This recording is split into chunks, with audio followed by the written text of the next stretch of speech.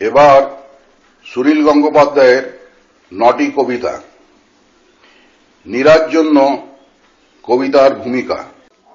এই কবিতার জন্য আর কেউ নেই, শুধু তুমি নীরা।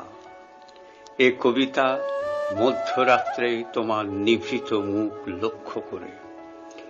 ঘুমের ভিতরে তুমি আচমকা জেগে উঠে টিপয়ের থেকে জল খেতে গিয়ে জিভ কামড়ে এক মুহূর্ত ভাববে কে তোমার কথা মনে করেছে এত রাত্রে।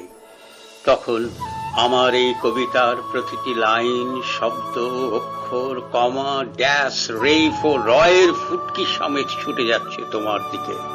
তোমার আধো ঘুমন্ত নরম মুখের চারপাশে এলোমেলো চুলে ও বিছানায় আমার নিঃশ্বাসের মতো নিঃশব্দ এই শব্দগুলি, এই কবিতার প্রত্যেকটি অক্ষর গুণিনের বাণের মতো শুধু তোমার জন্যে।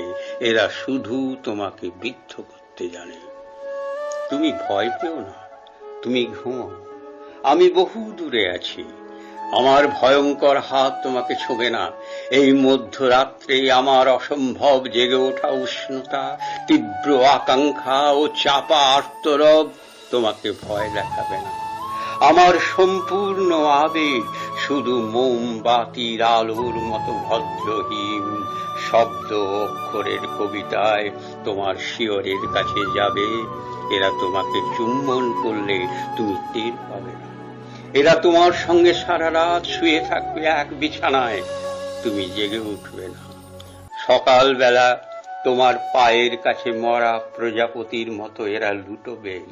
এদের আত্মা মিশে থাকবে তোমার শরীরের প্রতিটি রন্ধ্রে চিরজীবনের মতো। বহুদিন পর তোমার সঙ্গে দেখা হলে ঝর্ণার জলের মতো হেসে উঠবে কিছুই না জেনে। নীরা, আমি তোমার অমন সুন্দর মুখে বাঁকা টিপের দিকে চেয়ে থাকবো। আমি অন্য কথা বলার সময় তোমার প্রস্ফুটিত মুখখানি আদর করব মনে মনে।